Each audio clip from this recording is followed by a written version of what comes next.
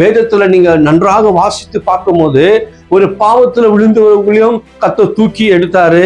ஆனா பணம் விஷயத்துல போய் விழுந்தவர்களை ஆண்டவர் தூக்கவே இல்லை. இன்னைக்கு பார்க்கும் போது அனனியா சப்பாரி ஆகட்டும், அவர்களுக்குள்ள அந்த பண ஆசைகள் வரும்போது அவர்களுக்குள்ள சொந்த நிலத்தை வித்து சொந்த காரியத்தை தேவனிடத்துல கொண்டு வந்து அவர்கள் உண்மை சொல்லாத நிமித்தம் அந்த பணம் அவர்களை மாற்றி வதித்தது.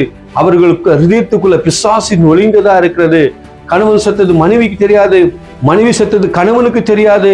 எந்த விஷயத்துல அவர்கள் மறித்து போனார்கள் என்று பார்க்கும்போது பணம் வஞ்சித்து அந்த பணத்தை வைத்தது நிமித்தமாக அவர்கள் மறித்து போனார்கள் என்று வேதவசனம் சொல்லப்பட்டிருக்கிறது. அவர்கள் எழுந்துக்க முடியல. அப்ப நமக்குள்ள இருக்கிறது, ஆண்டவரே போதும் என்று நம்ம என்ன வேண்டும், ஆண்டவரே எங்களுக்கு இது கொடுத்துக்கிறீங்களா, அப்பா இந்த பணம் கொடுத்துக்கிறீங்களா, அது போதும் ஆண்டவரே, இதுல இருந்து எங்களுக்கு உருவாக்கிட்டாங்க, இதுல இருந்து எனக்கு ஆசீர்வாதத்தை பெருக பண்ணுங்க ஆண்டவரே.